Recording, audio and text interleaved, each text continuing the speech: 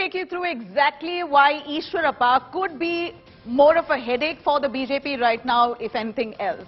One should remember that Ishwarappa comes from the same region as BJP strongman in Karnataka, KS Eshwarappa. They both hail from Shivamogga.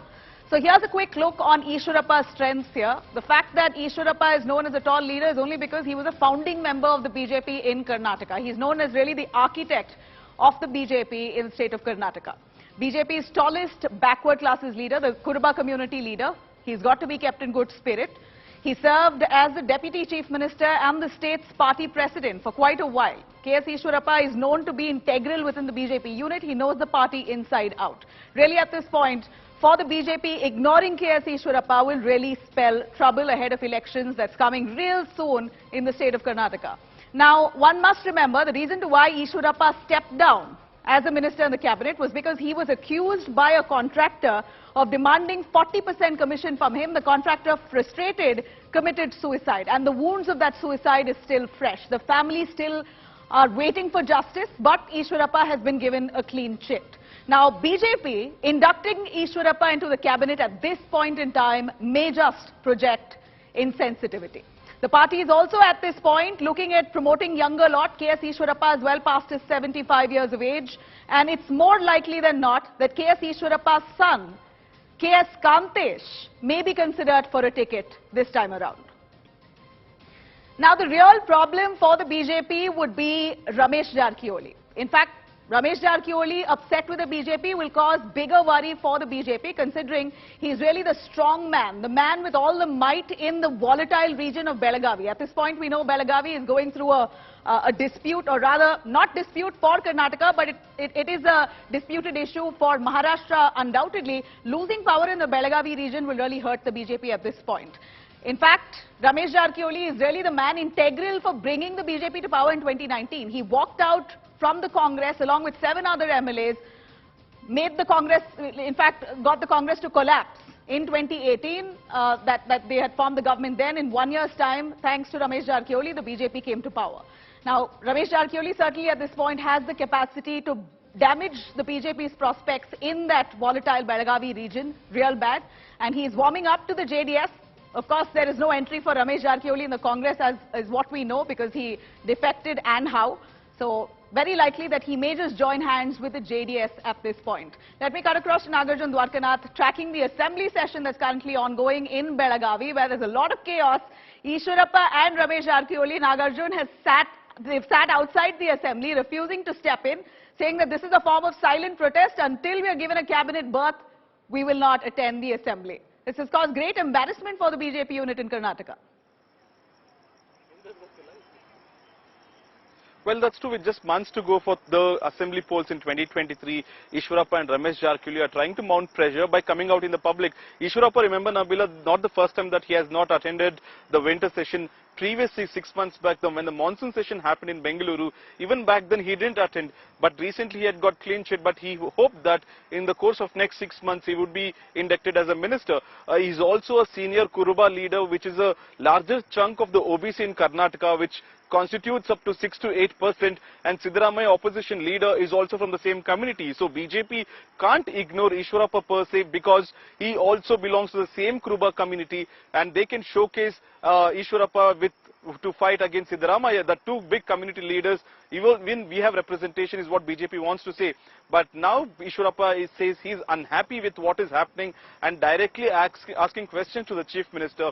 You are the authority, you have the powers to take me into the cabinet, do not point the fingers at the High Command. While if that's the case with Ishwarappa, Ramesh Jarkiholi, like you mentioned, was instrumental in collapsing the JDS and Congress coalition government and making up this BJP government. He also was involved in a CD row and now got a clean chit, but the case still pending in the Supreme Court. Both of them, that's the Nagarjun, the BJP government Ramesh Jarkiholi, he completely gets off it. Absolutely. Ramesh Jarkiholi and Ishwarappa, both of them have been given a clean chit on all the controversies surrounding them. But BJP inducting them in the cabinet so quickly may just project insensitivity. That's the worry the BJP has, since it always tries to show a very clean image. The BJP, of course, are really thinking over whether or not they must be included. Nagarjun, do stay with us. We have some more news coming up. But for now, a quick look on the BJP and its struggles. There are a lot that the BJP in Karnataka ahead of elections have got to deal with. First of all, the double anti-incumbency. You have the BJP at the center for 10 years. You have the BJP in the state now for the last 4 years. People in Karnataka, are they really still happy with the BJP, or is there a level of anti-incumbency? From what we know, political experts say the BJP in Karnataka is indeed struggling. At this point, in fact, what the BJP is also struggling with, which we gave you a lowdown on, is who exactly to induct in the state cabinet. That's quite a struggle, considering there are a lot of those who defected from the Congress to the BJP, to help strengthen their party, so they can't be ignored. How is the BJP going to please the new entrants and yet keep their loyalists in good spirit? Now, the big question, should at all Ramesh Jarkiholi and Ishwarappa be re-inducted in the cabinet? Now, of course, at this point, Yeshwarappa, the main man of the BJP in Karnataka, is also not very happy with the BJP. He was ignored a couple of times in the recent past. So it's the BJP struggle now to also ensure that Yeshwarappa at this point is also kept in good humor. In fact, only to appease Yeshwarappa, they've also got to find a proper role for Yeshwarappa's son, Vijendra. Now, at this point, BJP will also have to consolidate the Lingayat vote bank, which is also a huge vote bank for the BJP, and the corruption charges, of course, for the BJP several BJP leaders in Karnataka that they have to combat with. And moreover, the Modi factor, which they have to work around. Let me cut across to the Congress at this point, which sees some kind of leverage in the state of Karnataka owing to several factors. Of course, the rivalry between Siddaramaiah and DK Shivkumar is something that that's really haunting the Congress. If anything, that will be the only thing that will dent the Congress's prospects. At this point, there's another man throwing his hat in the ring, and that's Parmeshwar, who has now entered the CM face race.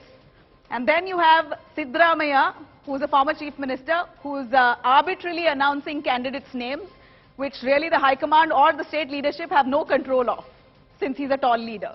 And then you have the Congress trying to counter the BJP's communally polarizing issues, which are many. The Congress will have to find a fitting reply. And at this point, the main primary vote bank of the Congress, in different parts of the country, remains the Muslim community. So at this point, with many other players like AAP, AIMIM, the Congress will have to consolidate their Muslim vote bank without antagonizing the Hindu majority. And then they have to combat the Modi magic with something that most states so far could not escape. Then the counter-welfare schemes of Modi government, which has set to benefit many village areas in Karnataka as well.